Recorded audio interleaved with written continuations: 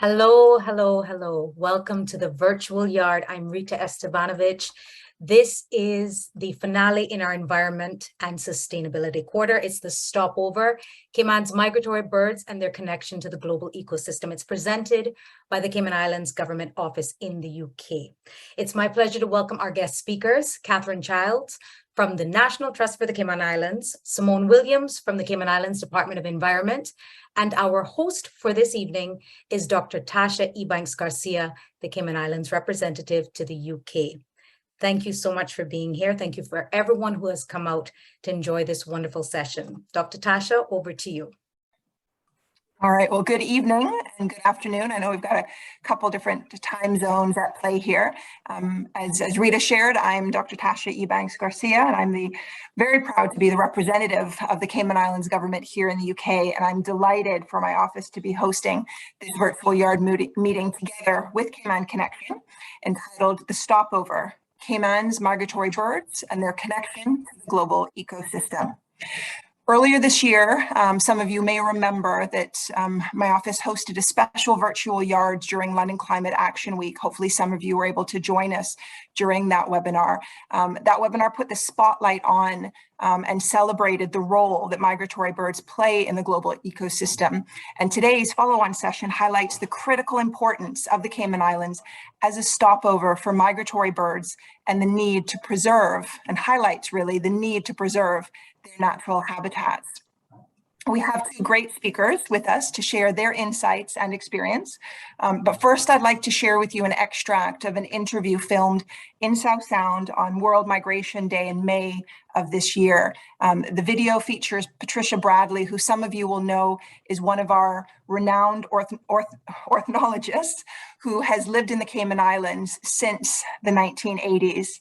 If you've ever met Patricia, you'll know how passionate she is about birds, but also just about the Cayman Islands and the work that has taken place, in terms of protecting the nature in the Cayman Islands and really highlighting the services that the nature of the Cayman Islands provides to the world and to the global ecosystem.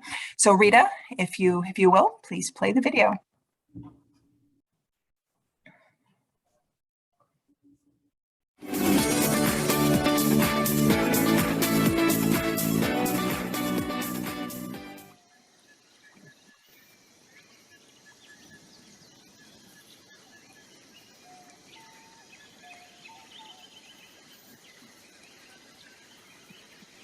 The importance of birds migrating is sometimes a little bit undervalued. It's not something that we really think about.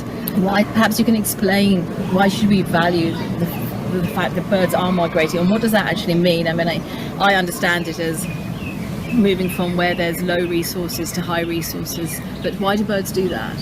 Well, they do it for successful breeding, but it's a historical thing, presumably from the Ice Age, and the importance now is preserving. The majority go from North America to South America, and some of them stop in the Caribbean. And so the islands of the Caribbean have become very important as stopover sites where the birds can refuel.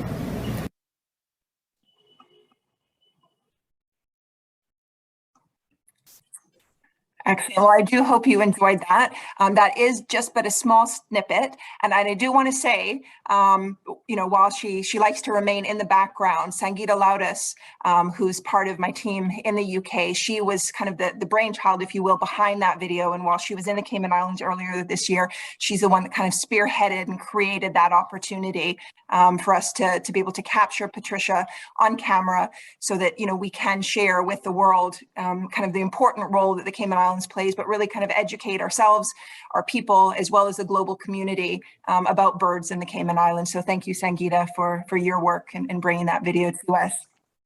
So we will share the the link of the full video at the end of this session for those of you who want to have a look at the full video. And as Patricia says, the Cayman Islands is a stopover for migratory birds coming from the north. I'm looking forward to hearing from our two panelists on which species of birds visit our islands, as well as some of the challenges they face. First, we have Simone Williams, a research officer with the Terrestrial Resource Unit for the Department of Environment. And then we'll hear from Kathy Childs, who has worked for the National Trust for the Cayman Islands since 2013, where she currently serves as the Environmental Programs Manager. Simone, over to you. Thank you, Tasha. Let me put up my presentation here. All right, so hi everyone. I've been a bird lover my whole life, and I really started getting into studying migratory birds in 2006, where I started in studying migratory passerines coming down to Cayo, Cuba. And then later on, let me see. Is it working? Okay, there we go. And then later on, I started studying migratory shorebirds. So for this presentation, I hope to have you all engaged. There will be some participation. I hope you guys can test your bird skills and knowledge as I take you on a journey in hemispheric proportions through shorebird migration. So as I hope some of you have guessed, feel free to, I guess, type it in the chat if you want to, or just try and guess which birds are on each slide. So this is a semi-palmated plover. I like to call them SEPO for short, because it's just a mouthful to say semi-palmated plover. But these are one of the migrants that do come down to the Cayman Islands. And they actually fly from, they use Cayman as a stopover site as they fly down to South America. So we can look at a migratory bird's life cycle in 3 phases. We can look at the breeding phase, the migratory phase, and their overwintering or wintering phase, which from our perspective is almost pretty much them returning home to us. They will take 4 flyways to migrate: the Atlantic, Mississippi, Central Flyway, and the Pacific Flyway. And Cayman is situated along the Mississippi Flyway. However, it's very close to Atlantic and Central, so we often do see many birds kind of cross over and use Cayman as a place to seek refuge, especially in times of storms. So when we look at a bird's life cycle, we can use mark and recapture methods to determine the probability of survival within this life cycle. So then Holmes looked at the black-throated blue warbler, which here is a female black-throated blue warbler, it just looks very green. And they found that birds experience the greatest mortality during their migration. And likewise with shorebirds, with my own studies, I found that shorebirds were experiencing greatest mortality on their migratory routes and overwintering phases. So it makes you kind of wonder, why should birds migrate? Well, it's pretty much to nest, the demands of the egg, and these are ground nesting birds, a lot of them for shorebirds, and they are looking for a place to, breed and raise their young and have the best conditions for their young to survive. So shorebirds come to the north for their resources, and as you can see, when they arrive, there's a lot of snow. They arrive early May. And they really have to rely on the fat stores within their body to handle those first weeks of coming to the north, because there is no food. As the snow begins to melt, we do see an emergence of life. And you can see that, like birds, that's usually when the females will start to arrive. So the males will come when it's still snow, and they'll be displaying, trying to make territories up, and then we'll see the females arrive on the land, and males are trying to attract them. And then we see again, as the snow continues to melt, this emergence of life. And these are snow fleas here, where this is one of the first things that emerge, and this is a pretty quick offering for the shorebirds to eat. And then as it quickly warms, the snow melts away and the tundra really changes. You see like lush green sassafrages, cloudberries, cotton grass, and willows growing. It revealed a lot of rocky areas, and it just opens up a lot of real estate for these shorebirds to nest on. And of course, with the warmth comes the emerging insects, which are flies and mosquitoes. And I actually had to wear a bug suit the whole time, not a snowsuit, because of the immense invertebrate life there. So, so these next 3 slides, I'm hoping you guys can spot the plover. And I just want to illustrate, like, the behavior of these animals really changes on the breeding grounds. They become very cryptic. Unlike here, you can sort of see them bobbing around in and out of like the shoreline or the mangrove. But these birds actually become very still, and none of the things in the blue area are birds. Actually, those are mosquitoes, and you'll see that the plover is right there. So I hope you guys were able to find it. And a lot of plovers, here's another one. It just really blends in with the background, with the ground, and is well camouflaged. This is a American golden plover, and beautiful bird. And they're just able to use this landscape to really be cryptic. And here's this one's another one, just a little bit more tricky. And it's funny when you come onto the nesting area of plovers, they make one loud peep and then it's dead silence. And they're all like turning their backs to you, and they're like, they don't want to be seen. And it's because they're nesting. They don't want to be seen. They don't want to attract any attention. And that's what, and so that's what the parents do on the breeding grounds. And when you finally come close to them, when you're really close, that's when they start flashing at you, raising their wings, flashing the under parts of their white to get your attention. They'll ruffle their feathers up and give a broken wing display to lead you away from the predator, as being a predator, away from their eggs. And so they lay 4 eggs, and they situate them in this orientation to give it optimal heat, because it is cold up there still, for incubating eggs.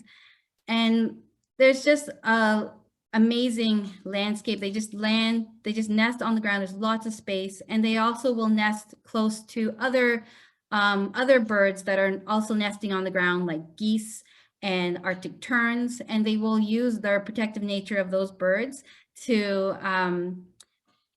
help protect their nest as well. So terns will often mob, and geese will mob predators. So being close to a goose or some terns is great.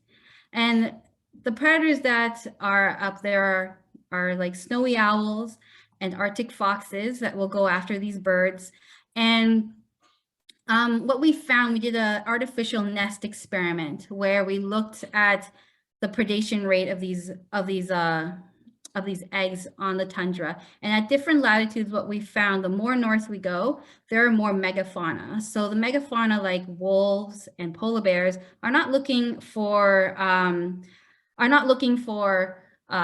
shorebird eggs to eat. And as a result, those birds that go further north actually have a higher chance of their young surviving.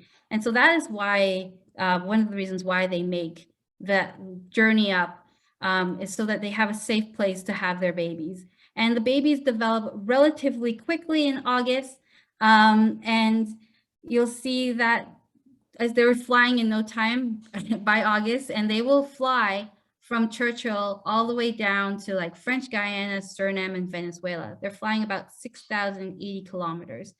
And this was confirmed by 2 ways. We were doing feather isotope study. So we looked at water signatures in the feathers and found that the birds that were in our Churchill study were actually flying down to South America based on the isotopes. And then we had a confirmation with this picture here, where this bird that I banded was resighted down in French Guiana. So that is pretty awesome, because you band thousands of birds and one comes back. It's like, bang, connectivity connection.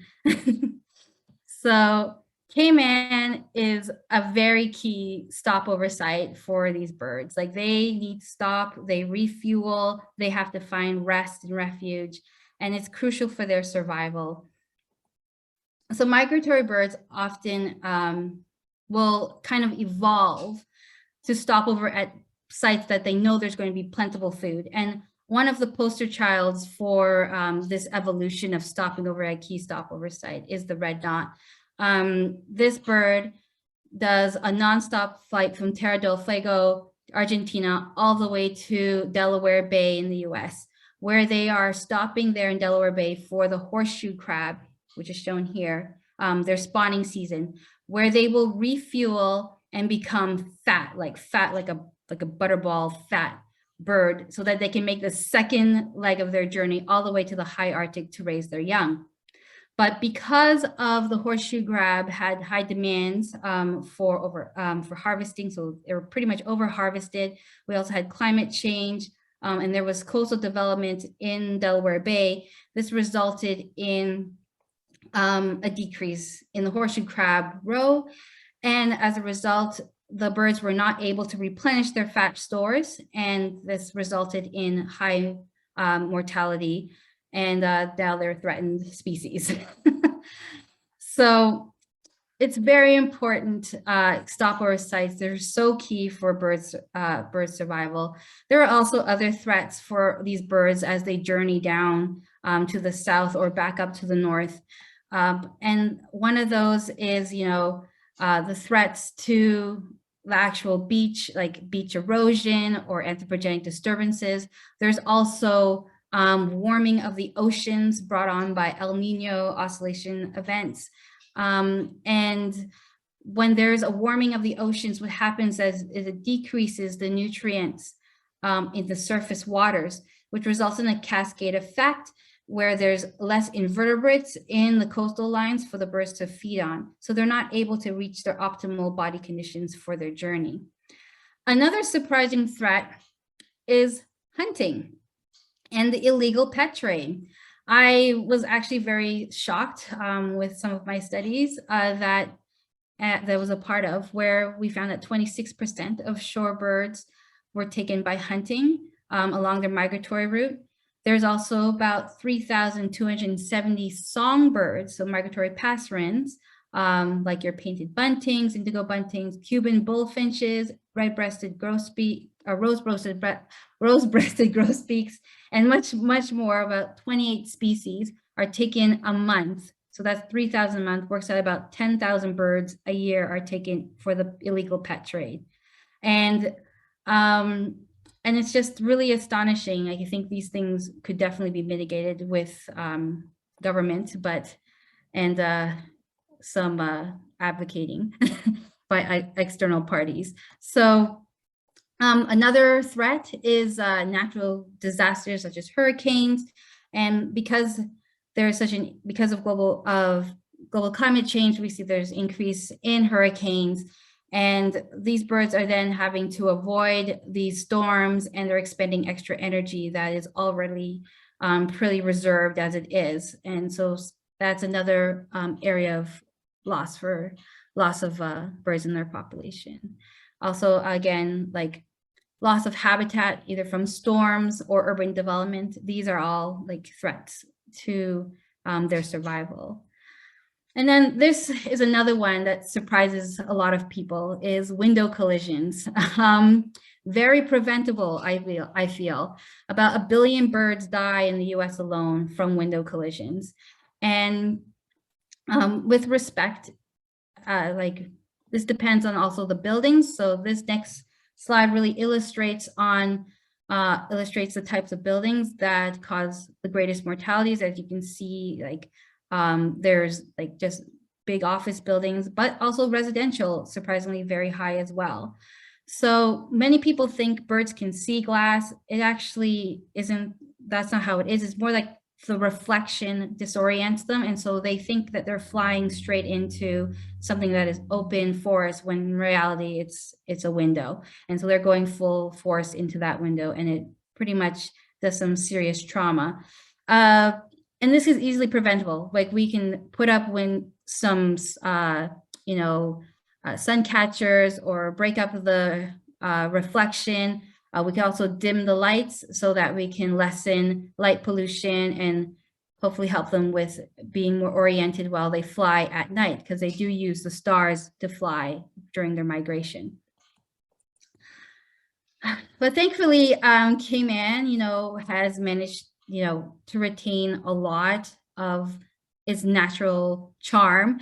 And we have lovely landscape of like wetlands and mangroves, shrublands, and interior ponds, and like coastal habitat, which is really important. This is a picture of Collier's Pond, where you see shorebirds here, some plovers and least sandpipers. We also have dowitchers and belted kingfishers, and all these birds. Here's some ruddy turnstones and least sandpiper. Also, like, they rely on Cayman to be there to help them with replenishing and having fuel. But in return, they also do some surprising ecosystem services as well. Believe it or not, all that probing that they do, the removal of the invertebrates in the coastline, they take care of that. They keep that population in check. And they also, by disturbing that substrate, remove a lot of control the bacterial population in the wetland as well. And that biofilm that they remove helps, with, we don't like having smelly beaches. And so they do a great service for us as well with aeration and actually soil retention in the coastal areas, which is quite fascinating. It is an emerging science right now. Also, migratory passerines, they also do a lot as well. They're able to fly in those hard to reach areas, since our land has a lot of limestone. The karst is very hard for macrofauna to get into those areas, and birds being able to fly and be on the wing can spread their guano around, which is great fertilizer for the plants. And that really does help preserve our ecosystem here. Birds, so this bird, by the way, is a yellow-throated warbler, for all those who are keeping track of the birds on the slides. And because there's migratory passerines and migratory shorebirds, also that follow those migratory birds are the raptors. So here's a peregrine falcon, and they also do their own services by removing, disease, animals, or carrion, also maybe some pest control, and I would love to say green iguanas, but I haven't witnessed it yet. Definitely invasive pigeons for sure. So these birds are all providing services when they come here to help out our island as well. So we really do want to encourage birds to keep coming to the Cayman Islands.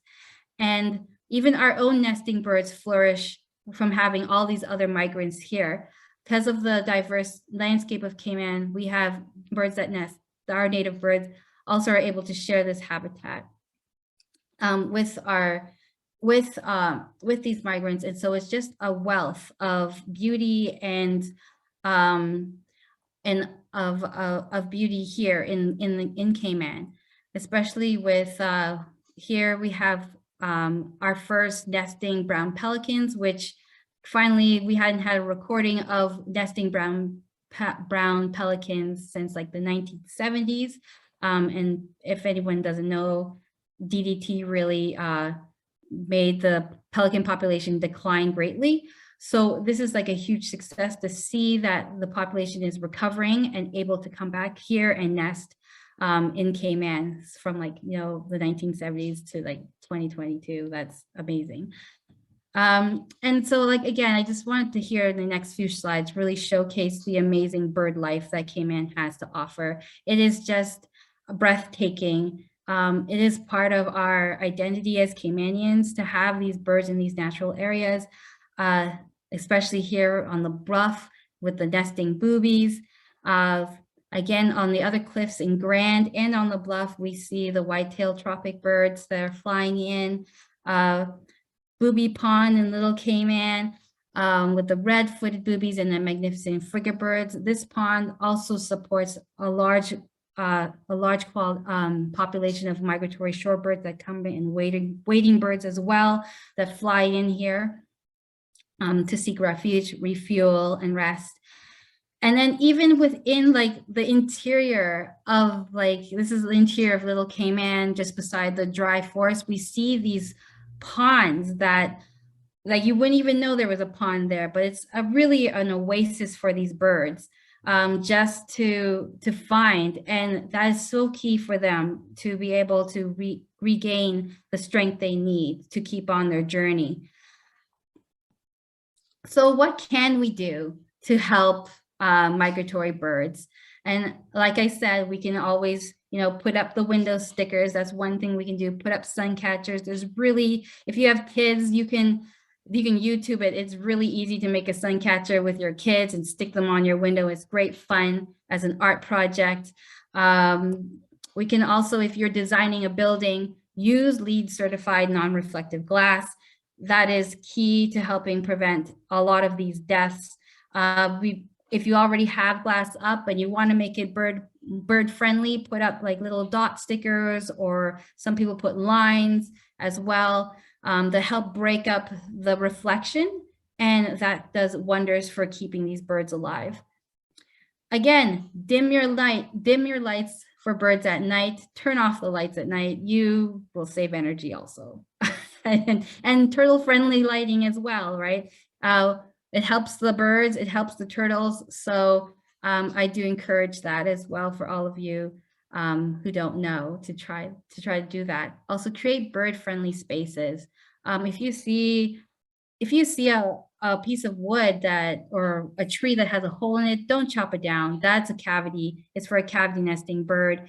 The sapsuckers come and use the same coconut trees over and over again. So if you see a bunch of little holes in your coconut tree, that's key. Don't cut that tree down. That is supporting a life that's coming from thousands of kilometers to get to that tree.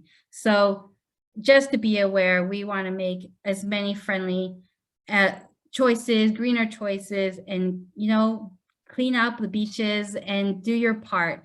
And while you're out, picking up trash, reducing your pollution and waste, get outside, get involved, go take your binoculars and check out the birds.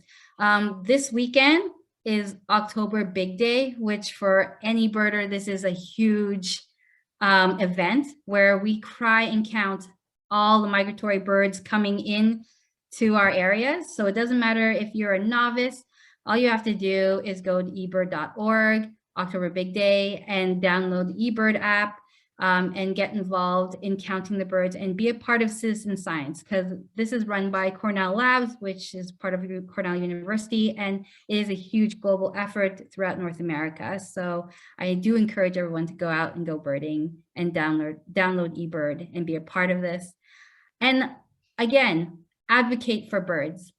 They need our voices to help protect their nesting grounds. And I do encourage everyone to go to conservation.ky/seabirds to show your support and fill out the survey to show your support for this, our new species conservation plan that is coming out here in the Cayman Islands. So we're open for public consultation now. So please check out the website and do your part to advocate for birds. And with that, I'd like to turn it over back to you, Dr. Tasha and Kathy. Thank you for listening. Thank you so much, Simone. That was absolutely fascinating.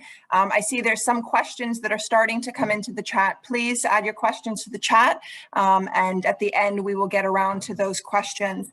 I do want to share, and hopefully we are still in his company. Oh, yes, Ian is still there. I just want to share, I was so excited as I was scrolling through who was on and seeing all kinds of names that I recognize. But I just want to share, for those of you who don't know, Ian Redmond, who is known around the world. He's a bit of a rock star, I will say, for his work as and he's laughing, as a tropical field biologist and a conservationist.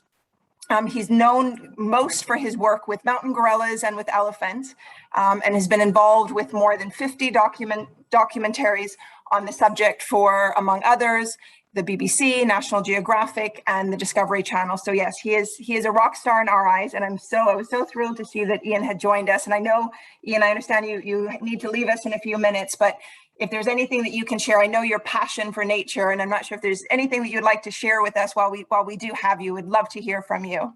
And I'm sure Kathy wouldn't mind just holding on for a minute so we could hear from you. You're very kind.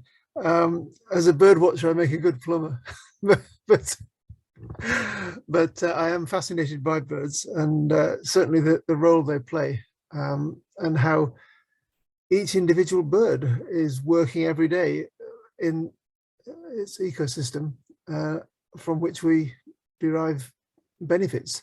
So I think that awareness of the importance of birds, even small ones, given that they're often in very large numbers, their biomass is significant, and they play such an important role. So whilst we're fascinated by them and we admire their beauty, we have to get away from this idea that their kind of ornamental value is why we treasure them. Yes, they're beautiful. Yes, they inspire us. We paint them, we photograph them, we study them, but they're there for a purpose. And sometimes I think in all our excitement about how beautiful they are and how lovely the colors of their feathers are, we kind of forget that they are like the workers in the life support system factory of our planet. I hate to use the word factory to talk about nature, but we're talking about the workers on that keep us all alive, keep our planet habitable, which I feel is a more important reason for conservation than the fact that we like them, even though we're here on this call, on this webinar, because we do like them. So it's a strange dichotomy. Admire them, love them even, but respect what they do. And that's what the people who are taking decisions that will adversely affect their habitat often don't think of, that there will be a negative consequence to everyone if they destroy those habitats or remove keystone species from those habitats so that the ecosystem collapses, all of which is not specifically to do with what we're here to hear about. So I'd like to be quiet and listen to Catherine. Oh, thank you. And I think that's really an important point, that while they are beautiful and they have that ornamental value, their true value is not in their beauty, but in the services that they provide. And I think, looking beyond migratory birds, but looking at nature in general. And again, we appreciate what we see and what we experience, walking through a park and seeing and experiencing nature around you. But I think going beyond that, to your point, and really looking and appreciating the value that it provides in the services that nature provides in keeping us all alive. And I think it's something that an important point, and I appreciate you raising that and kind of highlighting that for us. So Kathy, thank you so much for kind of pausing so we could hear from Ian. It was great to hear from you, Ian. And Kathy, over to you. Hi. Thanks, everybody. I'm so happy to be here. Can you hear me okay? Are we good? Okay, wonderful. Thank you to Cayman Connection for setting up this virtual yard for Caymanians locally here on the island and ones that are away in other places. It's nice to get together here and talk about subjects like this that we're talking about today. It's difficult to follow Simone, who is fabulous, and Ian, but I will do my best. So let me just share my screen. So I'm going to talk a little bit about supporting migratory birds in the Cayman Islands. There's some things that we do as a National Trust and that we can all do as residents here to make sure that these birds have a place when they arrive. So this is a slide that I like to share when I go to schools. It kills, by the way. I love those GIFs, but because I want to show it because I think it's really, it shows very clearly how natural it is for these birds to come down Florida, jump over to Cuba, stop in Cayman, and then go down to Central and South America. Without that stepping stone of the Cayman Islands there, some of those birds aren't going to make it. So it's very important that when they come, they find those habitats that they rely on, that they find that palm tree that they've been going to every year, like Simone talked about, right? So we had what we consider to be perhaps not that important is might be supporting a life, as she said. Now, this was last night. I pulled this offline, thought it was so cool. 364 million birds were predicted to be migrating last night, and you can see where the highest intensity was. So it's interesting to keep this in mind when you think about all of those birds that are trying to make it down here and how difficult the journey is and how they need the support when they get here.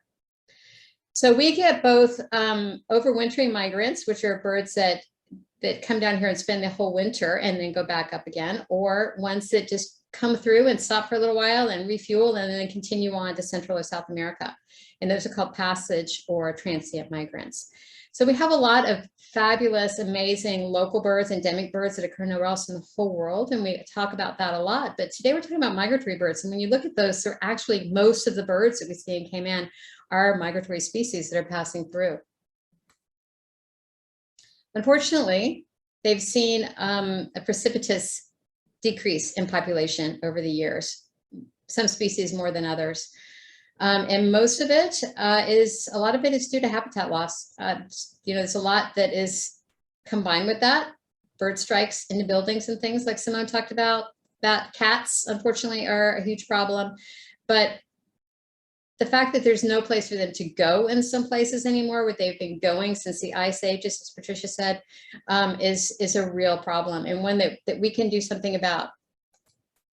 So this is an example of 3 species that actually come through Cayman: the bobolink, the Cayman warbler, and the prairie warbler, and what's happened to their populations throughout the years. So all of them have seen substantial decreases. And as I said, one of the main problems is habitat loss. And we're seeing this happen at an escalating rate. So we need to think about what areas need to be preserved for these migratory birds. These are our islands from satellite view. And you can see from these pictures, I think, the areas that have more natural areas still left. Grand Cayman, the eastern side of Grand Cayman still has a lot of natural areas. However, if I took this picture yesterday, it would even be less than in this picture that's a little bit dated. So it's important to keep that in mind. This is Grand Cayman. The green areas showing you areas that are important natural areas. And then laid on top of that, it shows you what percentage of that is protected. So the red, the solid red, is protected by the National Conservation Act. And then the hatched red and white areas are areas that are protected by the National Trust that we've purchased and protected in perpetuity for the people of the Cayman Islands. So they'll be protected forever. But even though these areas are substantial and important, you can see that they're actually a small percentage of the natural areas that really need to be protected. And here we have Little Cayman and Cayman Brac. By the way, Cayman should be really commended for what we've managed to accomplish for our marine areas. We have marine protected areas that almost make up 50% of our nearshore areas being protected, which is amazing. And it's made a huge difference in our sea life compared to our neighbors, Jamaica, for example, that doesn't have that. We need to work, though, on our terrestrial areas. The National Trust protects about 6% of the terrestrial world that we have here in Cayman. The government has about the same amount. So together we have about 12% of Cayman protected. Internationally, there is a push for 30 by 30. Some of you may have heard about that. That means that internationally, most governments are working toward a goal of getting 30% of natural areas protected by 2030. So it's doable, but we just have to put our efforts into making that happen. This is showing you some examples of pristine habitats on the 3 islands. And so about half of Grand Cayman is still in pretty good shape, most of Little Cayman, and a good chunk of Cayman Brac as well. So we have a lot that we can save, a lot that we can do, but it is changing quickly. So we need to get serious about that. So with the environmental programs at the National Trust, our goal is really to set aside natural areas whenever we can. And just, we're in the paper this morning, I don't know if you saw that, because we set aside a little bit more of the mastic forest. So it's a little at a time, but this way we can make sure that this area is never lost. It's always there for our local species and for our migratory species when they arrive. So the mastic forest and the Cayman Brac Parrot Reserve are examples of primary dry forest that is no longer found throughout the Caribbean in many places. It's like an endangered ecosystem because it was heavily logged when colonization happened in the Caribbean. Some of these areas that we have here are difficult to get to. They're quite rugged with our karstic limestone terrain, and that you can get a lot more in Jamaica or Cuba or Central America. So some of ours were left behind or are coming back now. So we've set aside a lot of these areas, and they're very important to migratory birds when they arrive. So some of the examples of the migrants that we see here are in this picture here, the yellow-billed cuckoo, gray catbird, Wilson's warbler, the black-throated green warbler, the blue-headed vireo, and I have this whole list of other species of Acadian flycatcher, the least flycatcher, easternwood peewee. I just go on and on. So many species when they come here are looking for that forested environment, and they can find it in the Mastic Forest and in the Cayman Brac Parrot Reserve because we set those areas aside. Malportus Pond, this is in Northside, and it is a large, shallow saltwater lake. You can see it's close to the sea. And if you guys can see my cursor, this little area down in the bottom left is an area that the National Trust bought to protect it from development. Mostly it's going to be a bird sanctuary. Some of these other areas that this area right here has already been deforested recently in the last couple of months. So it's something that we need to make sure that we protect as much as we can, as quickly as we can. Here are some of the birds that are commonly seen migrating through and stopping at Malportus. We even had an instance where there was American flamingos that stopped in one year, stopping in. So some beautiful birds. The white rump sandpipers, they'll be there by the hundreds, but also American avocets, which are gorgeous with their recurved bill, and blue-winged teal, semi-palmated sandpipers, brown pelicans, as Simone said, they even saw some breeding ones this year. A birding friend of mine was talking about being at Malportus and seeing this merlin coming in on those sandpipers, and he said it was astounding to watch because it came in like a rocket, just with the sun behind it, you know, thinking about how to approach those sandpipers, and just was like, before you even knew it, it was on those sandpipers getting its lunch. So these raptors are following, they're migrating with the migratory shorebirds, right? Because that's their lunch as well. So it's, you have to think about the dynamics of that relationship as well. It's quite interesting. Lots of high drama going on in these birding sites. Governor Gord's Bird Sanctuary is a really important protected area, I think, because even though it's small, it's in a suburban area.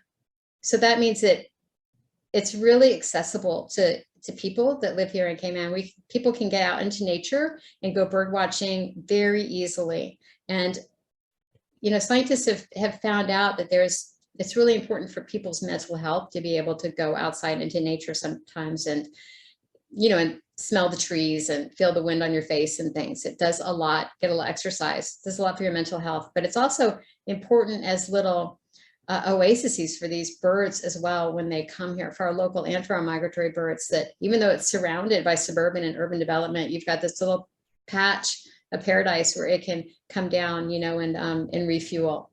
And some of the things you might see here include glossy ibis, blue-winged teal, great blue heron, lesser scaup, and black and white warblers. So by the way, I have to say that I pulled these pictures off of eBird, and a lot of them are taken by people who live here in Cayman, in the Cayman Islands. So that blue-winged teal, it looks like it's photoshopped. That's an actual blue-winged teal that was photographed by Nicole Martin and Cayman Brac. They're just amazing, beautiful birds. Of course, it's not just about the beauty, as we heard, but they are gorgeous. And then Booby Pond Nature Reserve over in Little Cayman. This is a Ramsar site. It's such an important wetland internationally that it's achieved that significant name to be a Ramsar site. So it's a landlocked saltwater lagoon, has mangrove marges, and then an old growth dry forest. So it spans several different types of habitats, so it can support several different types of species. And it's famous for being the home to a population of red-footed boobies, one of the largest rookeries in the Western Hemisphere. And also frigate birds, or man-of-war birds, that are kleptoparasites that like to harass those poor boobies when they come back from foraging in the sea all day to come back and feed their babies. So there's, again, high drama going on in these bird sanctuaries, but a lot of other birds are using it as well. Different kinds of terns, including the common tern, gull-billed tern, the dick thistle, bank swallows, all kinds of swallows go through there. Belted kingfisher, you can see them scooping along the top of the pond surface, lesser yellowlegs, lots and lots of different species. This is just an assortment. This is a small example. And then in Salina and Collier's Reserve, this is in Grand Cayman. This is includes primary forests and shrublands. It's more of a dry forest because it's further east. And these sites are almost entirely undisturbed, and almost every living thing that occurs in Grand Cayman, you can find there, including blue iguanas. So that's one reason why we have them protected. And some of the bird species that you might see coming through here during migratory times would be, again, black and white warblers and red-eyed vireos, northern parulas, American redstart, the prairie warbler, and the palm warbler. So just beautiful warblers coming through these areas. And then mangroves, of course. Grand Cayman was covered, almost completely covered in mangroves at one time. We still have the central mangrove wetland in the middle of Grand Cayman, which is the largest untouched or unbroken area of mangroves in all of the Caribbean. So it's hugely important. And when birds that utilize these kind of sites come, it's important that it's there for them. So we see white ibis coming through there. Again, all different types of swallows, including this barn swallow, peregrine falcons, ovenbirds, the common yellowthroat, and the double-crested cormorant. Also anhingas, which look a little bit like that cormorant, used to be rarely seen in Cayman, but now they're here and actually hanging out all over the place. I have one in my backyard pond all the time. Which, to answer your question, Ian, about your namesake with the hurricane that just barely missed us, we were very, very lucky. And my anhinga, who I was worried about, is right back on his perch. So the birds seem to have made it through just fine. I guess they're adapted to be able to live with those kinds of things if they're not too bad. So this is an example showing you the routes of the shorebirds and the landbirds when they migrate. And this is data that's collected through the MODIS Wildlife Tracking System program that the National Trust has just gotten involved with. So we were lucky recipients of a grant that's going to allow us to put up tracking stations to be able to pick up the receiver calls that come from these receivers that are on the backs of these birds. So you can see it's a small little nano tag on the back of that Swanson's thrush there. It's so light that it can go on the smallest warbler and even insects like the monarch butterfly and bats. It's so light that it can do all of that, and it sends out these transmissions that can then be picked up with these tracking devices so that we can follow where these birds are going.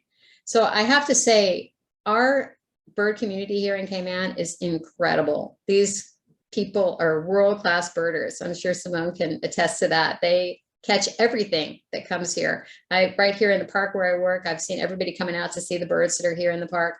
But they're still humans, right? They still have to sleep. So what's interesting about these MODIS devices is they're going to pick up everything that comes ashore, and we're going to find out brand new things probably about what birds are coming, when they arrive, where they're going, what habitats they're utilizing, and that way we can do a better job of preserving those habitats that they require. We might not have a good idea about where they're going, what they're doing. So hopefully this will fill in some gaps in knowledge.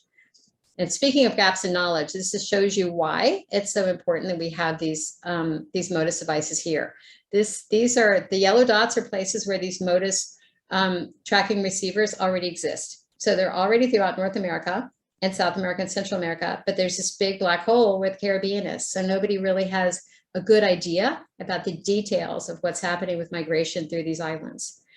They just put up something in Puerto Rico and in Barbados, and then Cayman will be next. So we're very excited to get this going. This shows you the nano receivers or nano tags that are on the back of the different kinds of birds.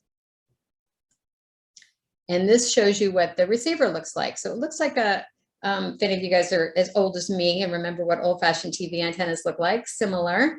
And we already have agreements with locations on all three of the islands. So the one in Grand Cayman will be in Northside on the Northside Community Center. It'll look just like that drawing in the picture. The one in Little Cayman will be close to Booby Pond, across the street from the Trust House on the Little Cayman Museum.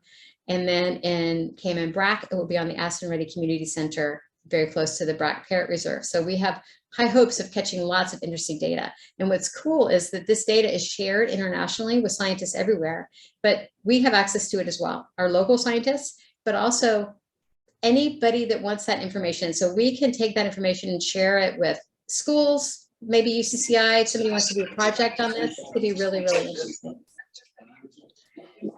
And we're going to, something that's related is a bird hide project that we have going on as well. So this is Malportis Pond. We saw a picture of it earlier. And here on the northwest point, that's where the National Trust land is. So we have a plan to put up a couple of bird hides so that people, when they come to visit, will be able to observe the birds more effectively. So this is our parcel here. We're going to put a bird hide on one end that'll be 2-story, and one that's closer to the parking lot that's 1-story that will have handicap access as well with a ramp. And what we and this is a picture, by the way, of the architectural drawings that shows you what the single-story hide will look like. What we hope to do with this is to increase the appreciation of this international bird area, important international bird area with local people and with visitors as well. Many people who have lived in Cayman their whole lives don't even know that this pond exists. So it will really increase, I think, the awareness of, one, that it's there, but that it's so important for all these migratory birds and our local species as well. And also to support nature-based tourism. This is becoming more and more important internationally, more popular. People just don't want to go and lay on a beach so much anymore. They want to do some things that are a little bit more meaningful when they go somewhere, something where they can feel like they've experienced something different. And so nature-based tourism has become very popular, and birding as well as a sport has grown like crazy. Now, studies have shown that people who are generally going places and going birding are typically a little bit older. They have a little bit more money. They spend a little more. They tend to stay a little longer. And those are the exact kind of tourists that we want to have in Cayman, that are going to, not have a huge impact on us, but instead want to experience nature and are willing to spend a little bit more money. Also, this is located in Northside, which is a district that typically doesn't get as many tourists as some of our other districts in Cayman. So having something that's a tourist attraction up there is really good for them economically as well. And then something you can't see on this picture, but there is a primary school very close to the site. Edna Moyle Primary School in Northside is up there. And so we think it's a great opportunity for these school kids to have something literally in their backyard where they can go out and experience nature and see what is right outside, literally. We've been talking to the government, by the way, and they are considering putting in a third hide a little bit further to the east, so they'll be directly behind that primary school. So we have some great partnerships with government going on too to really highlight this. It's really important to do a lot of education and outreach. It's a mandate of the National Trust to do that, because we know that in order to get people to care about protecting our natural habitats and our species that require them, they have to know about them, right? They have to have experienced them. So we encourage people to go out to the Mastic Trail and other areas that we have that are protected, that are open for visitors, and experience it. And we do guided tours. We go to schools and we talk about these things. We just try to make sure that people know how lucky we are to live in such a beautiful place that has these amazing habitats and these incredible creatures that come and visit every year. So protected areas in Cayman are really, really important for protecting. This is embarkers, by the way. So I think I've got 2 slides here, so I'm going to zoom past a second. So helping to protect shrinking habitats is really important for nature. As you can see in this image that I think is really telling about how you have to save little bits of nature for the species that require them. But it's also important for people. We're part of nature. We're not separate from it. And so we need to think about what we want for our islands. Is it just the cost of doing business? I mean, we all have really nice lifestyles. People are doing well in Cayman. Is this just what we have to live with because in order to have that? Or have we reached a time in our history where now it's time to look at setting aside some places while they're still there so that they can be protected for future generations? Because healthy ecosystems are important for people too. The sad thing that we saw in Fort Myers recently with Hurricane Ian is when you get rid of nature completely, like they did, there's nothing to protect you. When I looked at those aerial images and saw how they had built right up to the edge of the sea with no mangroves or marshes or anything to protect them when that storm came, I mean, that's just not good planning. You want to have some nature there so that you are protected from these things. It's well known that they protect us from storms, but they also make us more resilient to the effects of climate change in other ways too. They are known to create their own rain so that in times of drought, which we're expected to have, you'll have this rainfall that will continue. They absorb all that excess rain when there's too much rain, which we're seeing with all these flooding events that are occurring around the world. They help to moderate the temperature when it's going to be too hot. You know, that we all know if you go under a tree, when it's hot outside, it's a lot cooler, not just from the shade, but it creates its own little microclimate. So it's important for people to protect nature as well. So as we're talking about the importance of protecting nature for migratory birds, and that is incredibly important, it's also, we protect it for them and it'll be there for us. Those birds are doing, as Ian said, important things for ecosystem services for us, for people, but the habitats that they require are doing those same things for us too. So as I finish up, I just want to make it clear that how important it is to protect these habitats, not just for nature, not just for the birds or other kinds of wildlife, but for us who are a part of nature and who require nature as well. So thank you very much.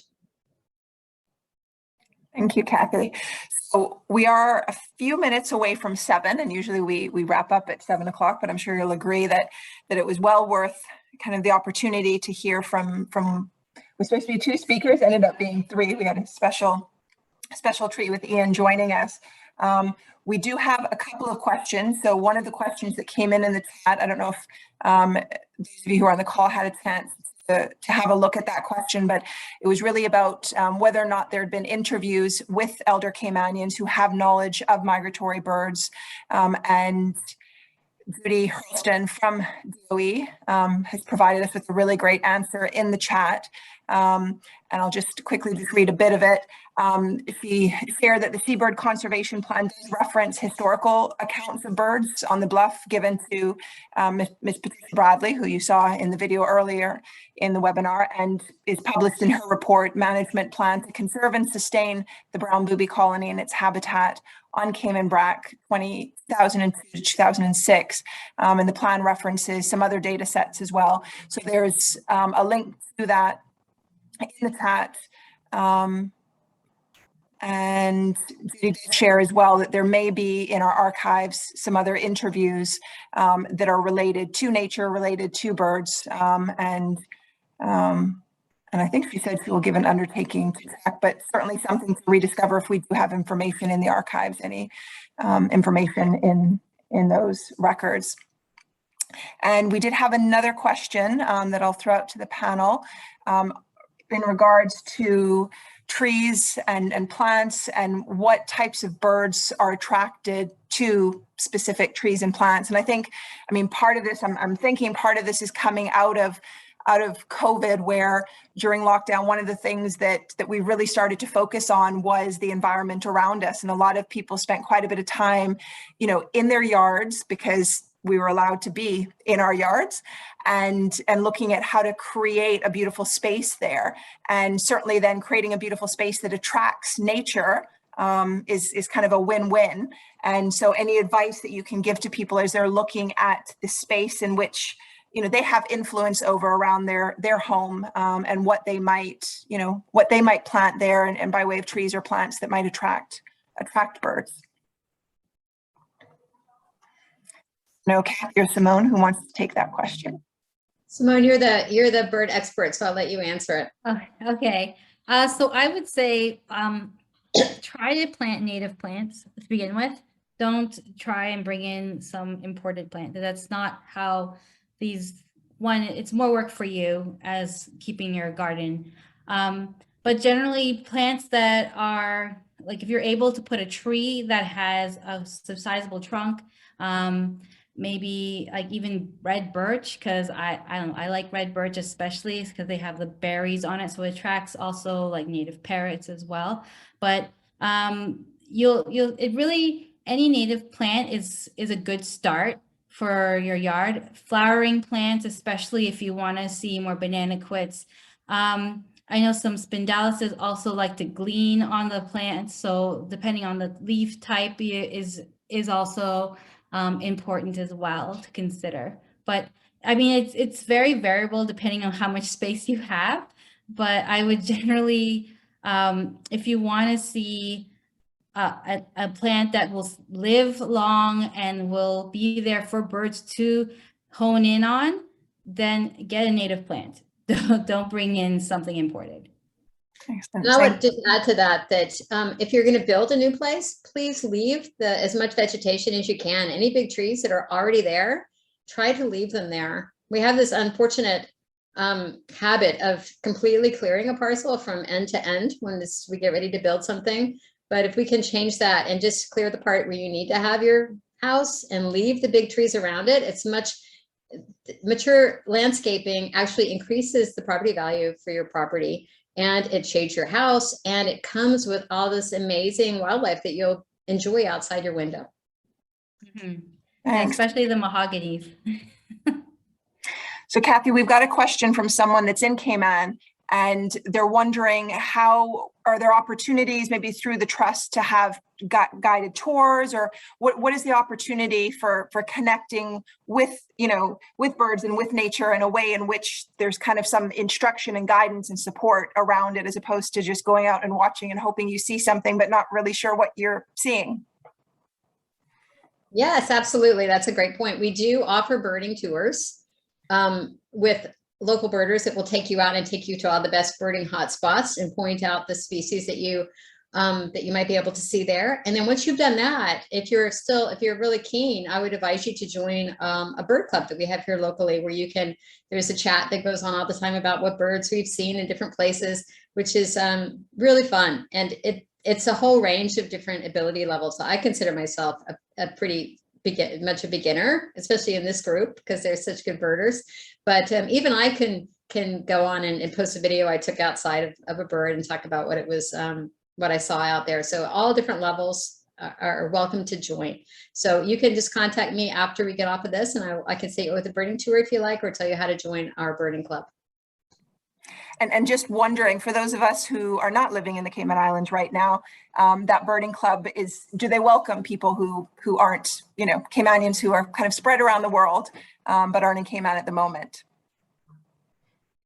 Yes, they do. I know that for sure, because we even get posts from other members in the birding club that have either gone to Canada or some part of the US or in the UK, and they're like, what is this bird? I saw it in my yard. And like, because we love birds and we're so enthusiastic, we all jump in trying to help them. We're just a really great supportive group. So you don't really have to be Cayman. You could have just been a visitor, but you feel like a part of you is here, then join the club for sure. Oh, excellent. Thanks, Simone. So I just want to open it up. If anybody has any questions or comments or anything that they want to share. If anybody who's been watching, we don't have any other questions that came in the chat, but just want to give an opportunity before I hand it over to Kate Kendaya. And I see there's the link in the chat, the full interview with Patricia Bradley. Certainly encourage everybody to watch that. It is really quite an interesting video. And if you haven't been to Cayman for a bit, the background and the scenery around there will really kind of warm your heart and remind you of being at home. Well, everybody's very quiet, so I'm guessing everybody has had their fill and they're still kind of sitting with all of this amazing information. So I'm going to hand over to Kate, and also in that, just thank Kate and Rita and the team at Cayman Connection for all of their support and work in connecting Caymanians and friends of Caymanians and people who feel associated and connected to our country who are in the UK, and keeping us connected and bringing these amazing virtual yards to help us to kind of connect and get together every month. So thank you, Kate and Rita and team. And Kate, I'm gonna hand over to you.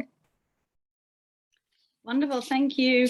Well, it's a quick closeout from me, just to say I think we're probably all being quiet because there's just so much to take in there, and that was really, really fascinating. I love these virtual yards, and I love the partnerships that we build from them, because we learn so much. And you think you know your island, right? You think you know so much, and there's so much we don't know. And I think, Simone, knowing your birds and hearing all about that was just so fascinating. And obviously now I want to know more. And considering that the birds are more than just beautiful is so important, and has really made me think differently as well. So thanks to Ian on that one. Kathy, so many places. I mean, there are places in Cayman I didn't realize I thought I knew, and it's so amazing to hear that. that. So just really want to say this is really important for Cayman Connection. It's really important for all of our members all around the world to learn more about their islands. So wherever they are in the world, wherever we are in the world, we feel like we can stay really close to what's going on and what's happening. So thank you so much. Bird Club, who knew? I'm clearly joining that. I can't wait, and that's brilliant. And we would love to share that around our members. Tasha, you said my question, so if it's open to members around the world, that's amazing. So huge thanks to Rita for hosting this one and pulling it all together and doing as you do, and to the Cayman Islands Government Office in the UK for these partnerships. I know that Sangeeta's put a lot of work into this one and a lot of work into so much of what happens these days at the Cayman Islands Government Office, particularly in terms of the environment and bringing people in and bringing really fascinating, wonderful people in from around the world. So thank you, Sangeeta, you're amazing. So just to say, we really appreciate everything that everyone is doing, and we hope we can further that work. And thank you to our members for joining. We hope you have enjoyed it. Thank you all.